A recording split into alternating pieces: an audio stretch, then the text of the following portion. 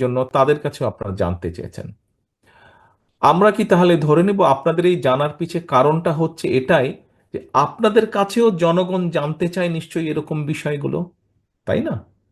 এবং সেই জিজ্ঞাসাগুলো আপনারা আবার যারা যারা সুযোগ পেয়েছেন জিজ্ঞাসা করার, তারা তারা আবার মঞ্চে যারা নেতৃবৃন্দ আছে তাদেরকে জিজ্ঞেস করেছেন। এখন নেতৃবৃন্দ, এই যে আপনাদের জিজ্ঞাসাটা যদি জনগণের জিজ্ঞাসা হয়ে থাকে, জনগণের জিজ্ঞাসা হয়ে থাকে, তাহলে জনগণ আপনাদেরকে কেন জিজ্ঞেস করছে? সেটি জনগণ আপনাদেরকে কেন জিজ্ঞেস করছে?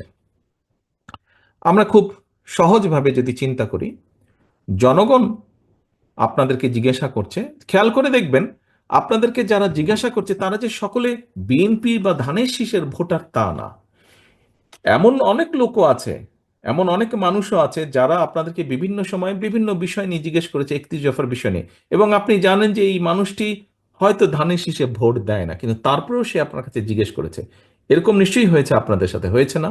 এরকম ঘটনাও হয়েছে যে ধানের শীষে ভোট দেয়, বিএনপিকে ভোট দেয়, এরকম মানুষ যেমন জিজ্ঞাসা করেছে, তার বাইরের মানুষও জিজ্ঞেস করেছে। করেছে তো নাকি? আমার কাছে হয়েছে। আ- এরকম কি হয়েছে আপনাদের কারো কাছে? ভাই থাকলে হাত তুলেন, আমি দেখতে পাচ্ছি তো যে বিএনপি করে না, কিন্তু এরকম মানুষ আপনাদের কাছে জানতে চেয়েছে, ভাই 31 দফার মধ্যে এই নাই কেন, বা ওই নাই কেন, বা এটা সংযুক্ত করেন, বা এটা কি হবে, নিশ্চয়ই জিজ্ঞেস করেছে। তো সব ধরনের মানুষ যখন কম বেশি জিজ্ঞাসা করছে, কেন জিজ্ঞেস করছে?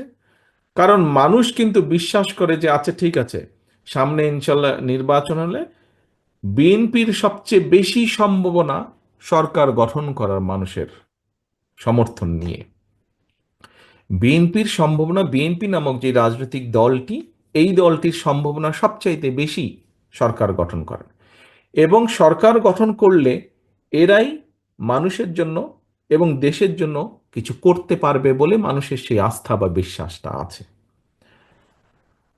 হয়তো অন্য কোনো দল যারা আছে এই মুহূর্তে মাঠে বা বাংলাদেশে, তাদেরকে হয়তো জিজ্ঞেস করতে পারে বা জিজ্ঞেস করে না অধিকাংশ ক্ষেত্রে।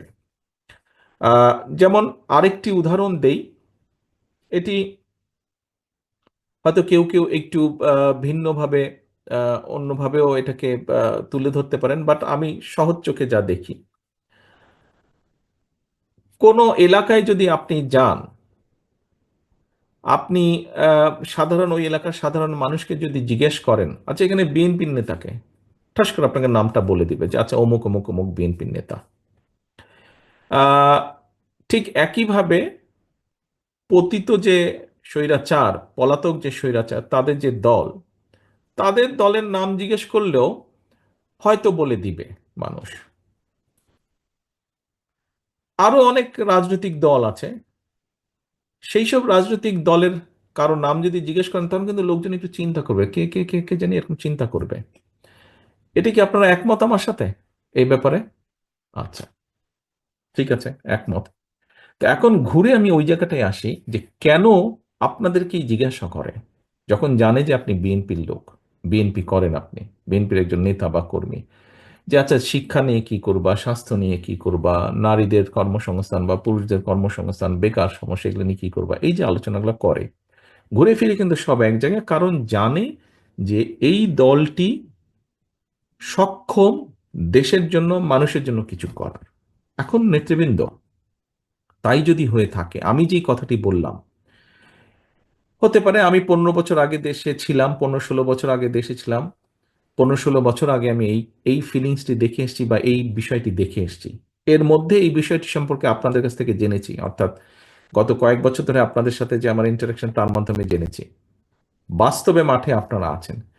আমি যেই কথাটা এতক্ষণ আপনাদের সামনে তুলে ধরলাম, মানুষের চিন্তাধারার যে একটা সাইড আমি তুলে ধরলাম, আপনারা কি আমার সাথে মানে এই বিষয়ে কি আপনারাও একমত যে আসলেই মানুষ আমাদেরকেই জিজ্ঞেস করে, বিএনপির নেতাকর্মীকেই জিজ্ঞেস করে? এটা কি আপনারা একমত আমার সাথে? মানে আমি যেটা চিন্তা করছি এটা কি সঠিক না ভুল, এটা আমি জানতে চাইছি। আপনারা কি মনে করেন যে আমি যা বলেছি কম বেশি সঠিক বিষয়টি, যে মানুষ বিএনপির কাছে জানতে চায়? বাগেরহাটের নেতারা এখানে কি ডিফারেন্ট চিত্র বাগেরহাটে, নাকি একই রকম চিত্র কম বেশি? আচ্ছা ঠিক আছে, ধন্যবাদ। সাতক্ষীরা নেতৃবৃন্দ, আমি যেটি বলেছি এটা কি একই রকম আচ্ছা, সাতক্ষীরাতে তো আরো জোরে সোরে হাত তুললো।